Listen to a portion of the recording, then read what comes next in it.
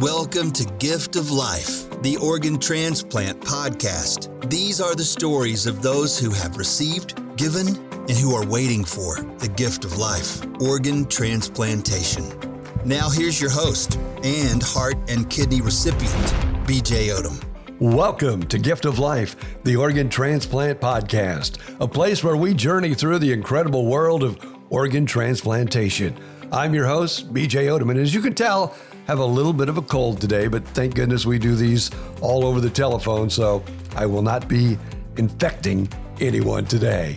Each week, we uncover inspiring stories and meet extraordinary individuals who are connected to the world of transplants. Remember to support us by leaving a 5-star review and subscribing on your preferred podcast platform. And don't forget to join us on Facebook, Gift of Life, the Organ Transplant Podcast. It was episode 2 we first met Melissa Tuff, who has been waiting 8.5 years for her second kidney transplant. And yes, she's still waiting because of so many different antibodies from her first transplant and many blood transfusions. She introduced us to last week's guest, hopelovelive.org. Now it's time to check in with Melissa and see what is new in your life. Well, things have been going great. There's a lot of things going on right now. And this last week, I had some issues with my arm, and so I had to go in Monday and get it declotted. That was fun. So I spent longer in there getting my arm declotted than I did when I got my transplant. How crazy is that? It took them 3.5 hours to put a kidney in, 4 hours to declot my arm. Oh, man. Poor girl. I feel sorry for you. I'm telling you, I had to be awake for all of that. Like, I would have rather they just knocked me out. But all in all, that's working good now. And I found a place to live, a permanent place finally. I am going to be moving to Spring Hill. So I just signed my lease the other day. That's not too far from me. If I may be wrong, is that more? It's up near Weeki Wachee. Okay. Like it's a little north of Tampa. All right. So you're I would say northeast. So yeah. You're basically going to be like pretty much straight west from me. But you'll you'll be closer than you are now. Closer. Yeah, because you were in Fort Myers and now you're getting ready to move. Like I kind of moved to the Central Florida area. Get ready to indulge with cooler weather. Maybe you will like that. But here's the bad thing. Before we get into the transplant stuff, it's going to be, you're still going to be probably closer than I am to the Gulf of Mexico. But what I have found here, it is much warmer in the summer and much cooler in the winter, which I would rather it be the other way around, if you know what I mean. Yeah, definitely.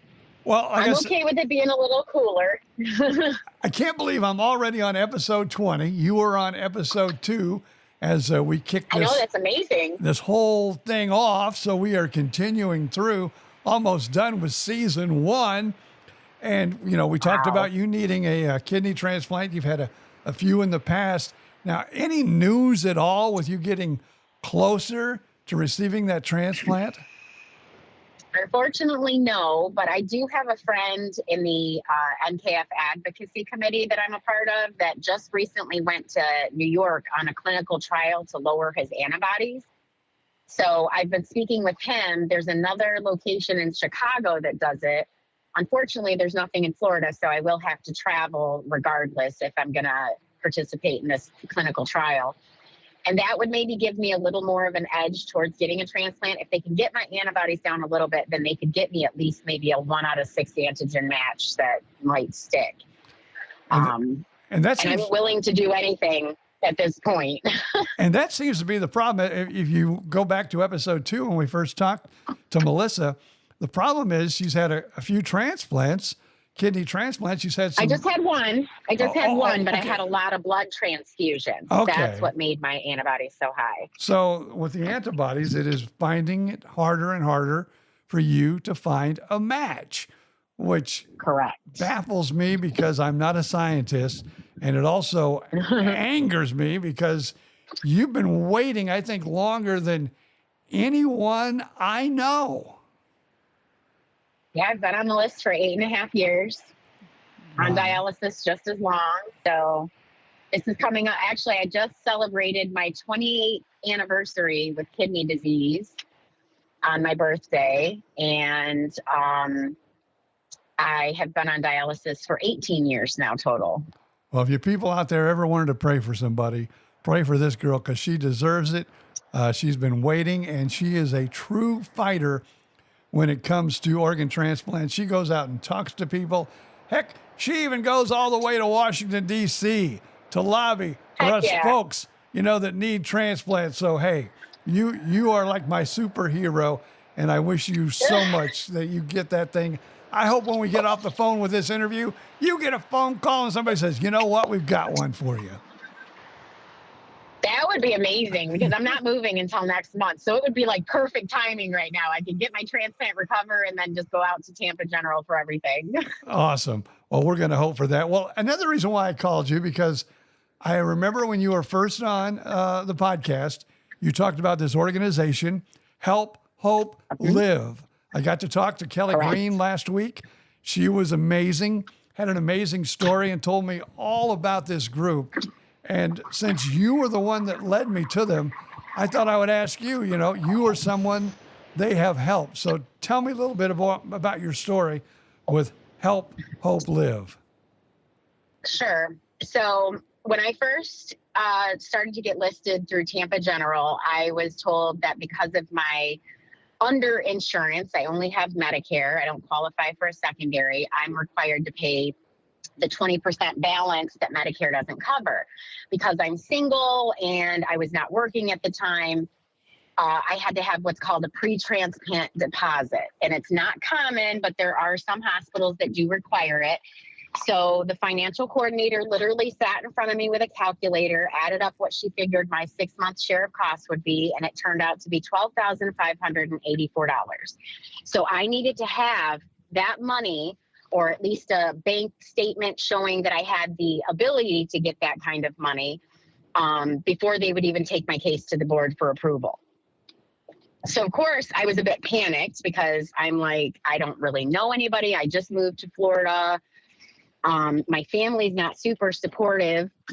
So I had no idea what I was going to do. And I immediately went to what everybody does, is GoFundMe. And I was not really having good luck. Like, I think I had raised maybe $1,500, $2,000 with GoFundMe. And then I don't even remember, to be honest, how I heard about Help, Hope, Live. But I stumbled upon them and found out that they specialized in transplant and catastrophic illness fundraising. And I was like, okay, these are my people. So I opened up my account with them. I spoke with one of the coordinators. I believe Kelly was one of the first people I spoke with.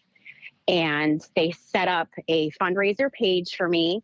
Their coordinators will make flyers and everything that I need for any fundraising events that I do. Because they're a nonprofit, I can go out and solicit donations from businesses and organizations using their nonprofit umbrella. So it's 100% tax deductible, which encourages more people to donate. And then my spiritual center came together and said, let's just do our holiday, our Christmas, or I'm sorry, it was their Halloween party, their spooktacular that they do every year. They said they want to donate the proceeds from that. So once I coordinated with Help, Hope, Live and my spiritual center, so many people had went out to get donations from different places, and I ended up raising over $13,000 that night. Awesome. So it literally came together within like 24 hours. It was amazing. Now, did you do any of the fundraisers that because they suggest some too, the way it sounds now? Did you do any of those, and how do they set those up? The way that mine was set up was it was just an in-person fundraiser. So it was like a dance dinner party kind of thing. People paid $20 for their ticket. And then we did raffles while we were there at the event. We had some silent auction items for the higher ticket items. I've not done some of the ones that they've talked about. I know they have actually I did do a yard sale once. I take that back. That was one of the other things that they suggest you can do. So I did the yard sale one and just the in-person dinner dance type of event. And yeah, I got the money that way. I've thought about doing like a spaghetti dinner or something, but I just haven't really had the time to get around to doing that. But yeah, they have so many different wonderful ideas for people to do these different fundraisers. And I mean, some of them don't have to be in person. They can be online. So yeah, I mean, it just definitely makes it a lot easier to have someone to sort of guide you through the process instead of, with GoFundMe. It's more of a, we're just kind of leaving you to your own devices, so to speak. And if you need any of that help, you can actually contact them. It's helphopelive.org. That takes you to the website. That'll tell you everything you need to know, and that'll get you in touch with them, and then they will help you from there. So again, that's helphopelive.org. You can do that. Now, I first met you in Southwest Florida, down in the Fort Myers, Cape Coral area, because we have a nice little group down there that is an organ transplant support group. How is the group going, and what's new in Southwest Florida? So the group is going good. We are actually going to be participating in a tabling event at the area for aging in Fort Myers. So we're going to be doing just some education about organ transplants and telling people about our group and the benefits of being a part of it, and educating some people and hopefully creating some awareness around dialysis, transplant, kidney disease, all that good stuff. I know you've done them before. Yeah, it's nice to go out and talk to people and get in front of them and let them see how you're doing. And it gives them, kind of hope. And it also gives them, maybe like, oh, wow, maybe I should sign up because I'm not an organ donor. And look how well these people that are standing in front of me and talking today are looking. So it is an awesome thing that you can do. It puts a face to it. Yes. Puts a face to it for sure. So me going out and doing tabling events, it also puts a face to the need, because when we have people at the tabling events that have already had their transplant, they get to see the other side of it. But then me being there, I'm like the spokesperson for someone who's been waiting like a really long time. And it helps to encourage these people to understand that their gift could mean the difference between, me getting one and me not getting one. Not that we're ever like wishing that anything happens to anybody, but you just never know.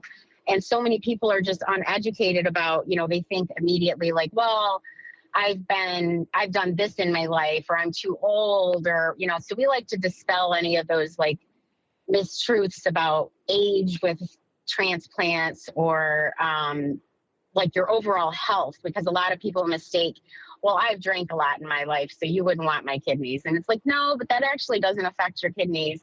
As long as you're, generally healthy, you'd still be fine. And most people like me, I would take a kidney that works at 50% at this point, as opposed to not having any that work at all, Because dialysis just, I remember dialysis when I first started. I'm thinking, oh, this isn't that bad, and it's keeping me alive. And then as time goes on, it becomes like a full-time job. You're always going to the dialysis center, and your life just you're totally doing it on their schedule. and your life does a 360, and it's like, oh my God. And the longer it goes and the more, you just, I don't know how to explain it, but it just, grinds on you. And that's why every time I think of you and how long you've been waiting, it just comes back to grind on me again, and thinking, man, there's just something we could do if we could just find the right donor for Melissa. It would make me smile so big. And of course, I know it would make you smile even bigger. Yeah. I'm smiling just thinking about it, because I'm just like, yeah, it does take a lot of your time and a lot of your life. And with me trying to be as active as I am, and, traveling to DC and stuff like that, that's where it does kind of come into play, where it's a little challenging. I wanted to go to the AAKP conference this year, and because it's Friday, Saturday, Sunday, I have dialysis on Friday, so I'm not going to be able to go because I can't miss my treatment. And, It doesn't feel like 8 years, I'll be honest, only because I did probably 7 of the years at home, because I did 4 years of peritoneal, and then I did 4 years of home hemo before Hurricane Ian. And so this move is actually going to be good, and that I'll be able to go back on doing home hemo. My clinic actually in Cape Coral is willing to keep me as a patient with them, since the closest clinic up to me in Spring Hill is going to be DaVita, and DaVita doesn't do a whole lot of home hemo patients. Mm-hmm. So I've pretty much already got my home hemo set up, that I just need to get into my place. And once I'm in there, they'll deliver my machine and all that stuff. So I'll have it back on my schedule, which will be nice. And it frees up a lot of my time, because I can instead of having to go to a clinic when they tell me on whatever day that they could fit me in, I get to do it, and I get to take more control over it. And I'm going to be doing it more frequently, which is just healthier for you anyways. And I really enjoy talking to you too, because I know you're always looking for the next great thing when it comes to, kidney care and dialysis. And of course, you're always looking for, maybe new ways. And the last time I know, we talked about a few things. Anything new you've learned over the past few months that might be getting closer on the horizon for folks in kidney failure? Yeah, unfortunately, no. They're still waiting to get to human trials with the wearable kidneys, which that thing, I've seen the prototype, and I've seen some of the patients that have been tested on it. And it's not, they say it's a wearable kidney, but you'd have to be a fairly fit, or at least structurally strong person to carry all of the stuff. And you wouldn't see somebody walking around a grocery store with this thing on, because it was quite the contraption. Okay. So yeah, unfortunately, everything's kind of stalled with a lot of those things. One of the good things that I've learned about recently is a new binder for phosphorus. It's not even a binder, it's a blocker. Which that's one of the biggest challenges with people that are on dialysis. And that's why a lot of them end up with heart disease. And it's because of phosphorus, because it's in everything. It's not on any of the nutritional labels. I've been speaking with the NKF about trying to get a bill passed so that they are required to put it on the nutritional labels, because it's really not good for healthy people either. Phosphorus is it's a bit of a toxin. It's naturally present in so many things, but it's also added as preservatives and additives to food. I probably should I should probably ask you this, and maybe, I know you're not a doctor, but you might have an answer for me, and I probably need to talk to my doctor about this. But my heart doctor originally said, yeah, maybe you could do that, because for some reason, I don't know what happened to me a couple of years ago, but I started having problems with low blood pressure, not high blood pressure, but low blood pressure. So I, a lot of times, will drink these liquid IVs and these hydration drinks. And I'm wondering, now that you're saying this, does it have a lot of phosphorus in it? I know it has a lot of salt, but even my heart doctor said, hey, it's going to help you. So I've been doing it. Yeah. I have that same problem with low blood pressure. And so I keep a little bag of pickles in my car, those little prepackaged ones you can get at the grocery store that don't need refrigeration. So I usually keep a couple packs of those in my car. I've turned to drinking pickle juice. I'm on the highest dose of the mitadrin that they can give you. And that's part of why they think my arm had clotted off the other day, was because my blood pressure runs so low. I left dialysis on Saturday at 70/30. Oh, wow. And for most people, they would be passing out. Me, I'm just still okay, I'm getting ready to go to the gym, So I joke that my body is on energy conservation mode, so it's just staying very low. Everything is staying very stagnant and very at my own level of homeostasis, because I'm still able to do everything that I normally would do. I would say I'm a little more tired from it, but I just push through it, But yeah, if you've had your you obviously have a cardiologist because you had a heart transplant. So if you've had all of your cardiac stuff done and they're not finding anything, it makes me wonder if there's not some kind of correlation to low blood pressure and phosphorus levels. Yeah, I'm not for sure on that, because it seemed like I had pneumonia about 1.5 years, 2 years ago. and I went in for pneumonia. And, that was one of the times, I've had 2 transplants now. And each time I felt positive. I felt like I'm going to go in there. They're going to do this. I'm going to come out and everything's going to be great. That is the only time that I've been in the hospital that while I was sitting in the hospital thinking, there is going to be a day that I don't walk out of here, probably because of one of my illnesses.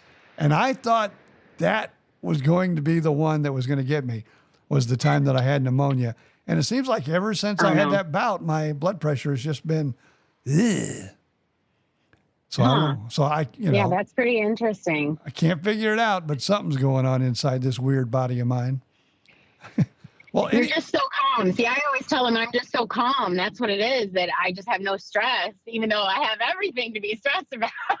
You know what? But I try to I think that's maybe part of our DNA for some of us who have had transplants, and many things go wrong in our lives.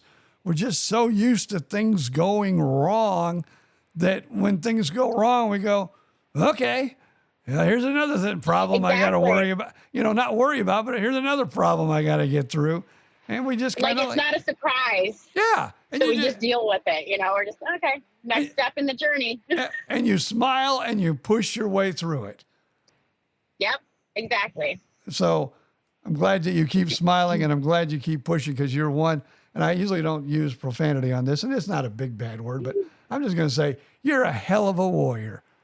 Well, thank you. I appreciate that. And I'm very proud of you. And I don't know. I just truly, I think you're amazing because of everything that you've been through, and you continue to push through, and you're still out there promoting, organ transplant. I mean, it's not like you're, worry me, what's going to happen tomorrow? Nope, I'm going to get up, I'm going to go out there, and I'm going to tell people how important it is to be an organ transplant, to be an organ donor. It's just, you're awesome. I mean, I brought in an organ donor that saved 10 other people, So, I mean, I'm out here doing the work. Mm-hmm. And I'm living proof that you can do it by yourself. That's the other thing that I think is a big deal, because I do meet a lot of people on social media that feel like they don't have family support and they're not married or anything. And so they're like, I don't know if I can do this by myself. And I'm like, look, I've been doing it by myself since I was 16. So if I can do it, anyone can do it. And maybe that's too has helped you along the way, as much as it's also a tragedy, but it gives you that extra edge and that extra fight, because since you were 16, you're used to it. It's nothing new it's nothing new for you to fight on, and you're doing an amazing job. I thank you so much for taking some time to talk with us again on episode 20, and hopefully we'll talk to you again. Congratulations. Thank you very much. I hope we talk to you again soon about, I want to do the podcast where I talked to Melissa Tuff, and she says, BJ, I just wanted to call and tell you and be on the podcast because I got a kidney.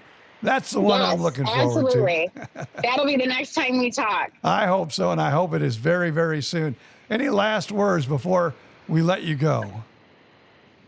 I would just say to everyone that's dealing with a chronic illness or, faced with transplant, that it's a beautiful gift to receive, and just don't forget to give back, because we're being given the gift of life. And so from that point on, I personally just consider that I am living for another person as well. So I do everything that I can to try and be as kind and compassionate as possible, because we're all going through stuff. Amen. Well, thanks a lot. And that would probably be it. and thanks also for leading the podcast to help HopeLive.org. They're amazing people there too. Again, I wish you the very best of luck, and I hope to talk to you soon. And we're telling everybody about your kidney. Yes, sir. Thank you so much. Thanks again to today's guest, Melissa Tuff. Hope we're talking to you again real soon and celebrating that gift of life and your second kidney transplant. Join us again next week for another touching episode of Gift of Life, the Organ Transplant Podcast. If you have a transplant story you'd like to share, reach out to us, giftoflifepodcast@gmail.com. Follow us on Facebook, Gift of Life, the Organ Transplant Podcast. Until next time, I'm BJ Oderman. Thank you so much for being a part of our journey. We do appreciate it. And remember, all of us should appreciate each and every day and cherish the extraordinary gift of life.